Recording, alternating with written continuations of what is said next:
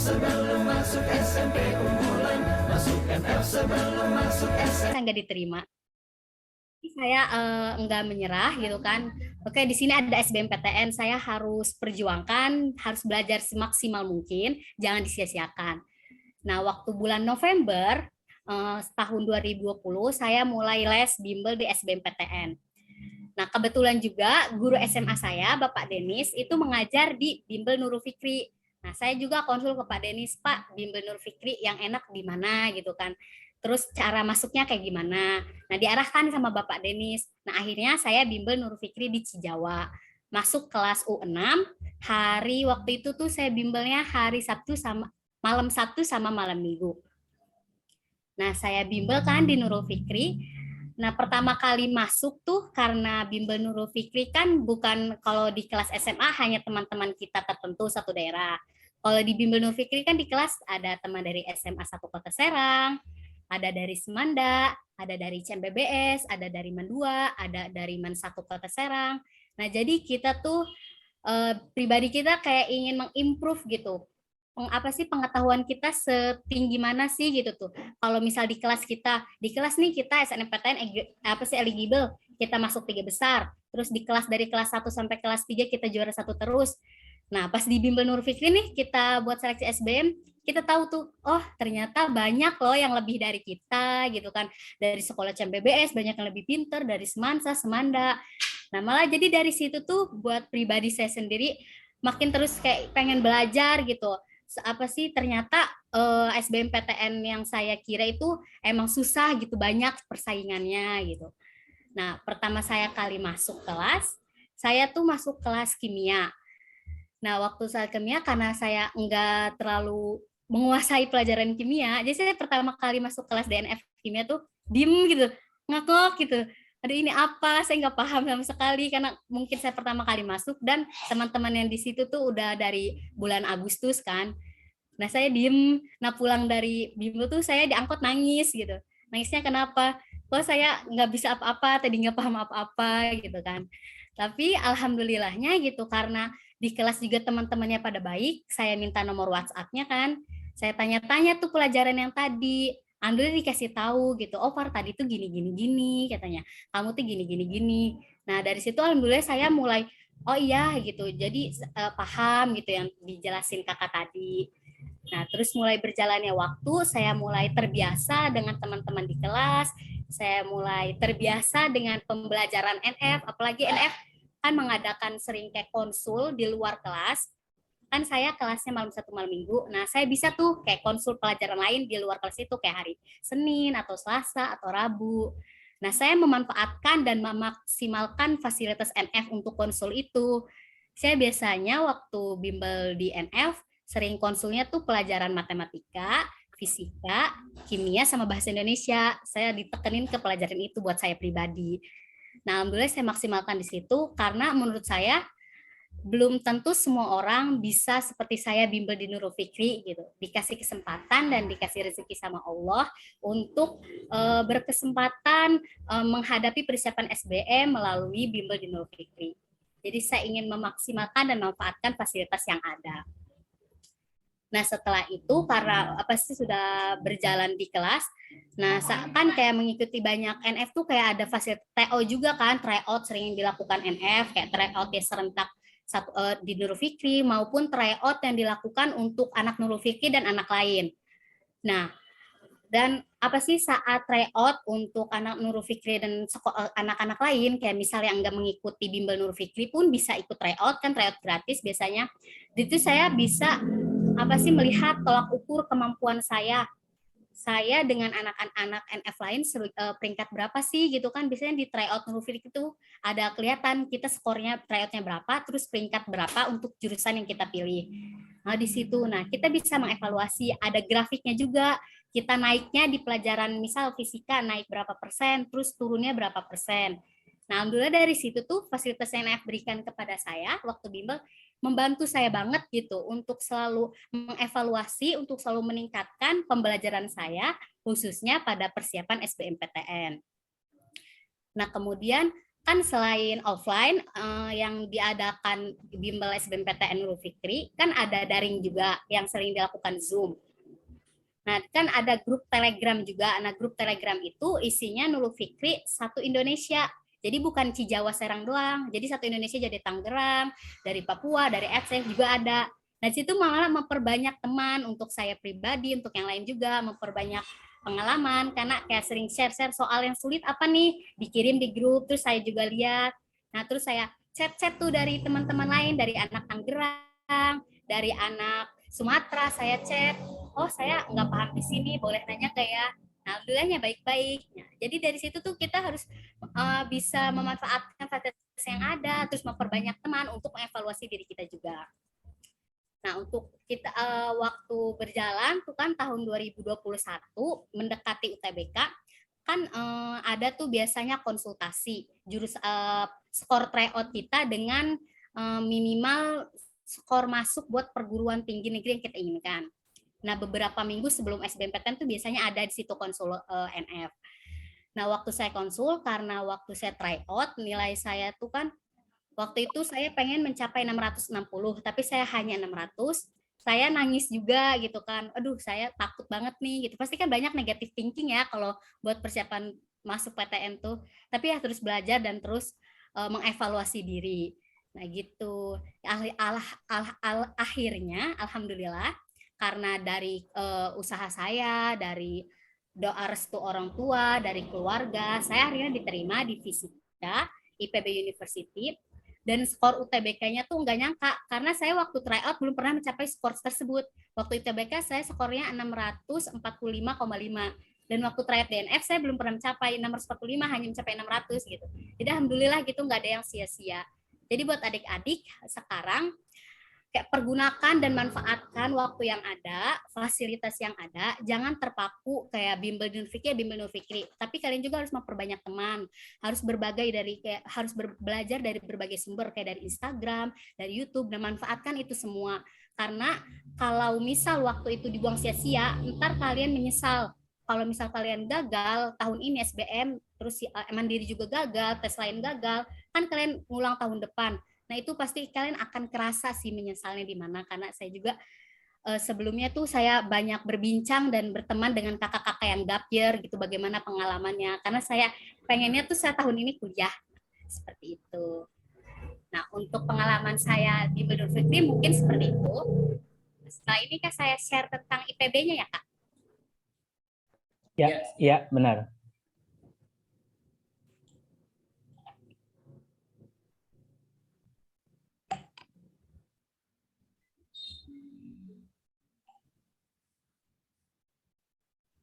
Boleh sharing Kak Iin? Kayaknya ada bermasalah sih. Ya, bisa. Ya, silakan.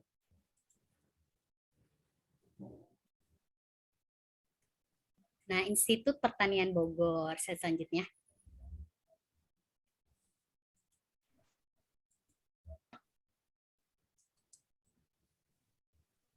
Nah, Institut Pertanian Bogor itu merupakan sebuah perguruan tinggi pertanian negeri yang berkedudukan di Bogor, Jawa Barat, yang diresmikan pada tanggal 1 September 1963 oleh Bapak Presiden pertama Indonesia kita, yaitu Bapak Insinyur Soekarno. Jadi IPB ini dulu adalah sebuah fakultas pertanian, cabangnya Universitas Indonesia. Nah, kemudian setelah tanggal 1 September 1963, yang dulunya Fakultas Pertanian Cabang UI diresmikan menjadi sebuah Institut Pertanian Bogor oleh Bapak Presiden pertama Indonesia Insinyur Soekarno. Slide selanjutnya, Kak. Next. Nah, mengapa sih kita harus memilih IPB? Nah, IPB tuh pertama dia universitas kelas dunia atau World Class University. Nah, sebanyak 24 program studi di Institut Pertanian Bogor telah memiliki akreditasi internasional. Bisa teman-teman dan adik-adik lihat sendiri dari Fakultas Pertanian, dia itu dari Departemen Arsitektur Lanskapnya, dia nomor 1 program studi S1 Arsitektur Lanskap yang lembaga akreditasinya International Federation of Landscape Architect. Nah, statusnya terakreditasi. Terus ada Fakultas Pertanian dan Ilmu Kelautan juga yang terakreditasi menurut lembaga dunia, terus ada fakultas kehutanan, dan sebenarnya banyak lebih dari ini, tapi saya tidak cantumkan semua karena enggak muat di PPT-nya. Kalian bisa cek aja di web admisi.ipb.ac.id. Selanjutnya, Kak.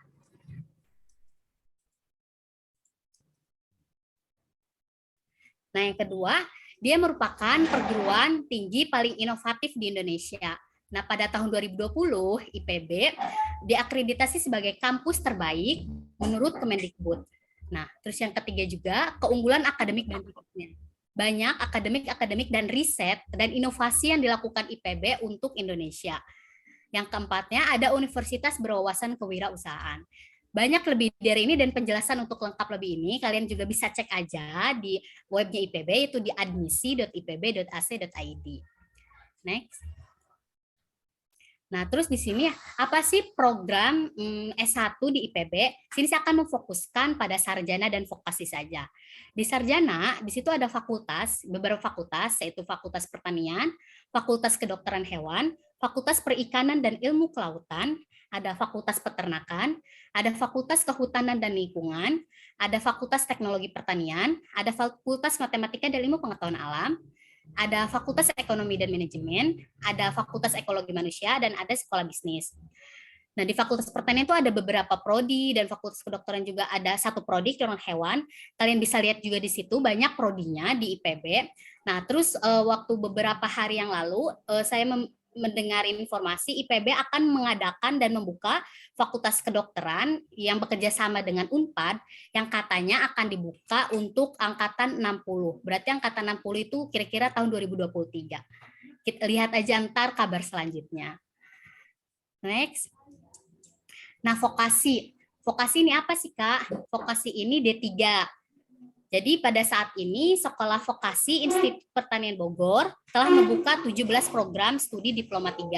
Nah, antara lain ada komunikasi, ada ekowisata, ada manajemen informatika, ada teknik komputer.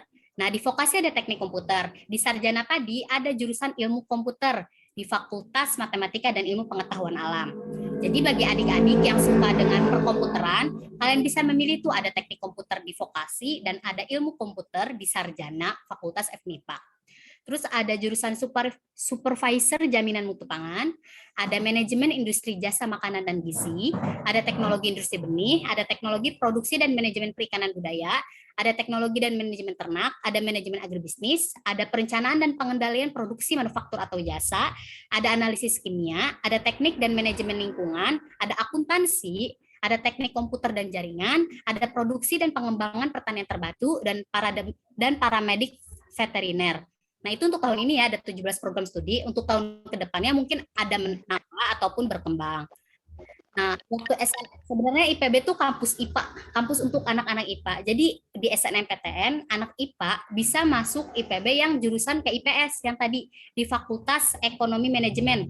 Kan di situ ada jurusannya ekonomi syariah, ada jurusannya bisnis. Nah, sebenarnya itu tuh berbau-bau IPS, tapi buat SNMPTN dia untuk anak IPA gitu. Kalau buat SBMPTN sendiri saya kurang tahu itu buat saintek atau sesungguhnya. Kalian bisa lihat ntar di webnya aja. Nah, di situ tuh ada Fakultas Ekonomi dan Manajemen, ada ekonomi pembangunan, ada manajemen, ada agribisnis, ada ekonomi sumber daya dan lingkungan, ada ekonomi syariah. Jadi buat adik-adik yang anak IPA pengen kuliah ke jurusan IPS bisa masuk ke fakultas tersebut aja. Next, Kak. Nah, terus Kak, jalur pendaftaran di IPB apa aja sih? Nah, di sini sebenarnya kan ada sarjana, ada vokasi, ada jalur internasional, ada jalur magister, banyak. Tapi di sini juga saya akan memfokuskan pada sarjana dan vokasi. Karena kalau saya jelaskan semua, pasti banyak dan panjang lebar.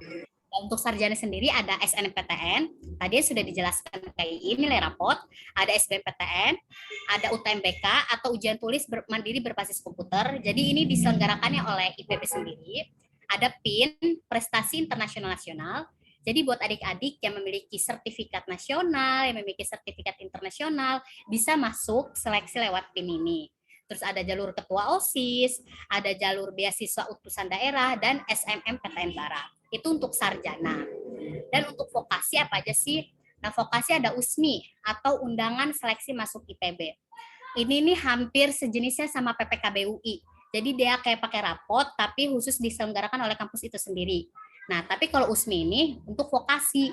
Nah, kalau di UI kan PPKB buat sarjana juga bisa. Kalau di IPB buat USMI saja, buat vokasi saja. Nah, kemudian ada UTMBK sama ada PIN. Nah, itu jalur pendaftarannya. Next, Kak. Next, Kak. Nah, tuh.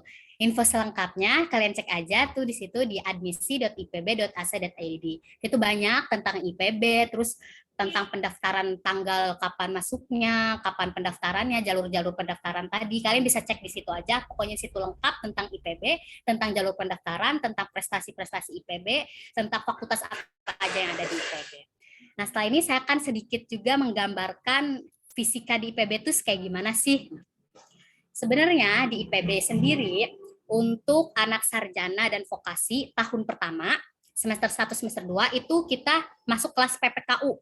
PPKU itu pembelajaran kuliah umum. Artinya pelajaran SMA kita ulang kembali selama 1 tahun. Jadi kita tuh para anak fisika pun semester 1 semester 2 belajar olahraga, belajar ekonomi, belajar sosiologi, belajar bahasa Indonesia, bahasa Inggris, biologi, kimia. Nah, itu dipelajari lagi. Nah, itu kayaknya hanya di IPB ya, mungkin. Di IPB tuh di situ pelajarin lagi, tapi lebih mendalam bagaimana dasarnya, terus bagaimana kan kita tahu misal dalam matematika ada rumus ABC itu Al-Khawarizmi. Nah, ntar di waktu PPKU IPB kan itu masuknya ke program studi kalkulus. Nah, itu tuh ntar dijelasin tuh lebih lengkapnya apa sih dari mana. Nah, iya kalau ada pertanyaan langsung chat atau raise aja ya teman-teman. Situ jika ada tambahan kayak pelajaran kalkulus, ada statistika. Nah, statistika IPB enaknya untuk saya pribadi yang waktu SMA gaptek sama teknologi sama software, di IPB benar-benar saya diarahkan untuk memaksimalkan dan memanfaatkan software Microsoft Word, Microsoft Excel, PowerPoint, dan software-software lainnya. Jadi kebantu banget buat saya mengupdate dan mengupgrade diri saya untuk menguasai software yang ada. Walaupun belum menguasai semuanya, tapi kan belajar sedikit demi sedikit. Nah, untuk pelajaran fisikanya tuh kayak dia ntar semester 3 sampai semester ke depannya. Jadi ntar ada matkul pilihannya itu ada fisika tuh di IPB ada fisika teori, ada biofisika sama fisika terapa. Nah, mungkin seperti itu penjelasan dari saya. Kalau ada yang ingin ditanyakan seputar IPB ataupun yang lainnya boleh ya.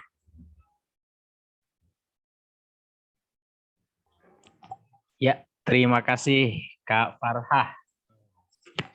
Ya, untuk adik-adik semuanya, silakan kalau ada yang mau bertanya seputar IPB atau seputar jurusan fisika, bagaimana sih, seperti apa sih, gitu ya, gambarannya, ya silakan langsung ditanyakan ke Kak Farhah.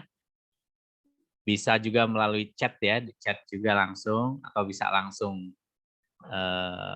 bicara. Ayo, adik-adik semuanya.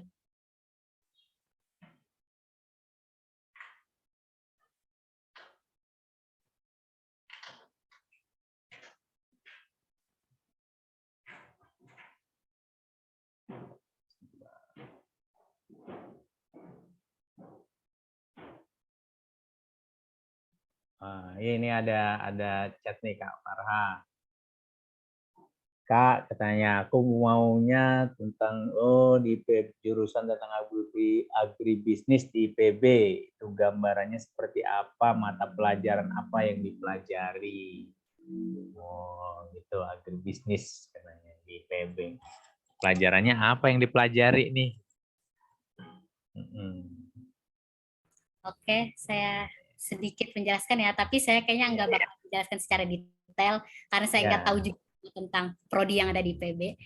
Nah, agribisnis ini tadi kan masuknya ke Fakultas Pertanian. Jadi tentunya dia background-nya itu mempelajari tentang pertanian. Nah, di situ ada bisnis, berarti tentang kayak perbisnisan pertanian yang ada yang di IPB gitu. Nah, apa sih untuk IPB sendiri? Untuk agribisnis ataupun jurusan lainnya, dia tidak hanya teori, dia juga akan kalau nggak online ya, kayak misalnya kita offline, langsung praktek ke lapangannya gitu, apa sih mengarahkan kita mahasiswanya apa aja sih yang berkaitan dengan itu gitu. Nah, mungkin kalau untuk Endriana SMA N5 Cilegon, kalau mungkin lebih pengen tahu lebih detailnya bisa cek tadi di webnya IPB ya, di admisi.ipb.ac.id. Itu saya tidak bisa menjelaskan secara detail sih agribisnis itu seperti apa karena saya sendiri bukan dari prodi itu. Ini ada lagi Kak. Ya, silakan Kak. Untuk passing grade UTBK IPB tiap tahunnya naik atau turun Kak katanya. Untuk passing grade UTBK IPB naik atau turun, kayaknya ada beberapa jurusan yang naik, ada beberapa jurusan yang stasioner untuk passing grade-nya kayak tetap gitu.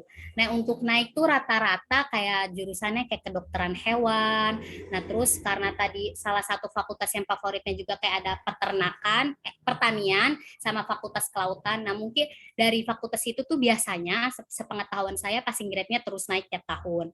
Nah, tapi untuk di FMIPA sendiri karena biasanya favorit dari FMIPA tuh salah satunya tuh kan ada statistika. Nah, statistika juga sepertinya dia tiap tahun naik passing grade-nya. Tapi untuk fisika, saya lihat dia stasioner sih tetap, jadi nggak naik untuk tahun ini ya. Untuk tahun ini nggak naik. Kayak mungkin kalau misal kalau Aji Mutakin pengen masuk IPB, skor UTBK-nya pengen kalau cari aman tuh minimal 600 gitu. Insya Allah kalau udah mencapai 600, peluang untuk lolos masuk SBMPTN untuk lolos SBMPTN IPB-nya tuh besar. Mungkin seperti itu. Iya, gitu Ji. Ya. Tuh, udah ada gambarannya Ji ya. Ada lagi nggak? Oh iya Kak, sampai sekarang kuliahnya masih daring ya Kak ya? Iya, masih di rumah. Masih di rumah ya. Lainnya tuh kayak hibridnya semester 4 karena banyak praktek di laboratorium, makanya kita ke IPB. Untuk semester sekarang masih online. Masih online ya.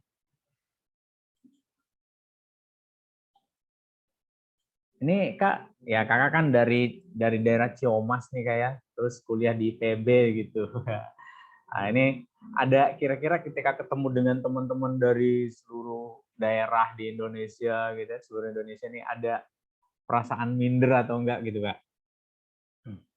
Atau gimana gitu perasaannya? Minder pasti minder ya pertama kali masuk, apalagi kayak IPB gitu. Dulu SMA Ciamas cuma anak-anak Ciamas, anak-anak Pebuaran kayak bersaingnya. IPB kan seluruh Indonesia, ya pasti minder ada sih. Tapi kayak karena saya udah pengalaman di bimbel di NF juga karena bersaing sama sekolah-sekolah lain, jadi nggak terlalu ngedrop gitu, nggak terlalu kaget. Jadi udah alhamdulillah terbiasa. Jadi saya bisa mengimbangi dengan teman-teman lain, bisa meningkatkan dan menonjolkan kemampuan saya di mana gitu. Alhamdulillah di situ. Dan bisa aktif di kelas juga walaupun online juga Zoom. Saya alhamdulillah sering nanya sama dosen karena emang udah terbiasa juga. Bimbel di Nurfiki itu benar-benar membuat pribadi saya alhamdulillah meningkat sih dari Masya Allah. Ya, jadi saya lebih berani untuk bertanya, terus apa sih tidak rasa insecure dan kepercayaan diri itu tinggi gitu. Kalau saya juga mampu dengan teman-teman yang lain. Mungkin dari situ kalau dari bidang akademiknya. Masya Allah ya, jadi ada bangga juga Kak ya. Ya, jadi selama di Nurul Fikri ini sangat membantu Kak ya untuk nanti pergaulan berikutnya menasionalnya gitu. Dan insya Allah mudah-mudahan menginternasional Kak ya. Insya Allah ya, amin. Ada lagi adik-adik? Ayo silakan. Langsung saja. Karena masih ada 3 pembicara lagi nih adik-adik. Nah, ya dari Kak Alisa, Kak Kabir, dan Kak Nanda. Ya. Ada lagi? Ayo silakan.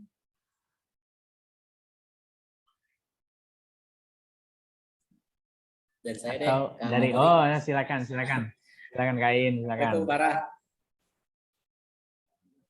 Iya, ini kan agak-agak unik sih gitu kan, ada anak SMA milih jurusan fisika. Sementara yang saya tahu mungkin sekarang aja nih anak-anak yang kelas 12 itu pada menghindari fisika gitu. Ini Farah kok malah milih fisika itu. Nah, ini kenapa tuh? Ujung-ujung jadi malah fisika nih.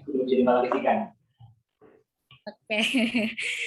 Ya, sebetulnya saya juga di fisika enggak bisa banget gitu. Saya menguasai fisika enggak, Kak. Saya sebenarnya bahwa sih kemampuan saya tuh menurut saya bisanya di matematika. Dan di fisika tuh enggak terlalu banget gitu. Tapi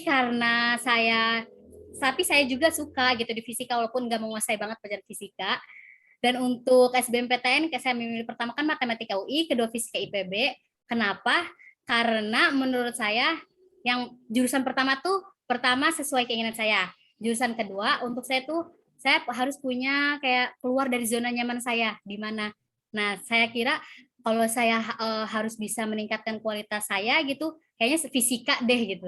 Karena fisika emang terkenal sulitnya gitu. Jadi kalau saya masuk fisika, mungkin saya bisa mengetahui sih kemampuan saya kurangnya di mana gitu kan. Bukannya matematika kan dihitung-hitungan. Kalau fisika kan kalau di ilmu alamnya juga ada kayak rumus-rumusnya gitu, kayak mekanik, kinetik gitu kan dan lain-lain. Untuk saya pribadi sih di situ. Dan emang karena pas waktu pemilihan jurusan saya juga berbincang dengan orang tua saya, "Mah, buat pilihannya apa ya jurusan keduanya?" gitu. Terus kata mama, "Fisika aja," katanya. "Kenapa, Mah?" gitu. "Ya udah kan kamu suka matematika," katanya kan. "Ya udah berhubungan sama hitung-hitungan aja." Terus emang karena fisika juga, "Emang kamu nilai di SMA-nya jelek atau enggak?" "Enggak sih," gitu kan. "Oh ya udah di fisika aja karena emang di situ." Dan kebetulan juga sama guru fisika tuh dari MTS sampai SMA tuh deket gitu. Sering ngobrol, jadi nyaman aja sih sama pelajaran fisika sama matematika. Seperti itu Kak kalau dari Farah. Ya, iya. Terima kasih Kak Farha. Berarti pertama itu nyaman dulu ya, sukanya dulu gitu, ngerasa suka dulu. Lalu tadi ya dari kata-kata Kak Farha juga ya, dengar bahwa ya penting sekali komunikasi dengan orang tua ya, penting sekali komunikasi dengan orang tua untuk memilih jurusan. Ya, oke Kak Farha. Ya, terima kasih banget nih untuk bincang-bincang pagi ini nih. Ya, karena ada pembicara lain lagi juga ya Kak Farha ya. Ya mungkin untuk Kak Farha untuk kali ini kita cukupkan dulu. Ya, insya Allah mudah-mudahan di kesempatan lain kita bisa bincang lagi bareng lagi sama lagi. Atau Ya, mungkin ada yang ingin saya sampaikan. Ada bukan terakhir ya, jangan yang terakhir. Pesan-pesan terakhir. Pesan-pesan ya. Silakan untuk adik-adik semuanya. Ya, halo.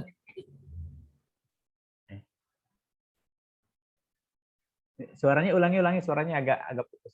Pesan untuk adik-adik. Iya. Untuk kita semua juga nggak apa-apa, untuk semuanya. Iya, pesan untuk adik-adik yang sekarang persiapan PTN, negative thinking pasti. Banyak hal-hal yang buat kita takut untuk persiapan PTN ini. Tapi ya tadi moto hidup saya, ikhtiar, tawakal, ikhlas. Kalian harus perbanyak usaha, memaksimalkan dan memanfaatkan kesempatan yang ada, yang rezeki Allah berikan kepada kita. Kalian harus manfaatkan itu, tapi harus dibarengi juga dengan perbanyak ibadah, restu orang tua, terus jauhi kayak perbuatan-perbuatan. Kalau kita punya hajat tuh kayak hal-hal yang membuat dosa tuh kayak jauhi dulu gitu kan. Terus ya perbanyak ibadah perlu. Terus ya akhirnya untuk takdir yang Allah berikan, apapun pilihannya, kalian harus ikhlas karena itu pasti takdir dan kebaikan yang Allah berikan kepada kita. Karena rencana yang kita rencanakan, yang rencana yang kita inginkan itu belum tentu yang terbaik untuk kita. Allah lebih tahu dari situ. Jadi itu sih menurut Farah. Masya Allah. Terima kasih Kak Farha. Ya, luar biasa ya. Pagi ini kita sudah punya gambaran ya, tentang dengan di IPB seperti apa, seperti fisika IPB, terus bagaimana sih perjalanannya supaya bisa ke arah situ. Dan tentunya tadi di akhir juga Kak Farha mengatakan bahwa ya selain usaha kita juga kita harus barengi dengan doa gitu ya. Makanya kita ikhtiar tawakal gitu ya, ikhtiar tawakal ya. Ya, sekali lagi terima kasih Kak Farha. Oke. Adik-adik, ya masih ada 3 pembicara lagi nih. Masih ada 3 pembicara lagi nih untuk hari ini, untuk pagi ini, untuk kesempatan ini. Ya, berikutnya Kak Alisa. Kak Alisa sudah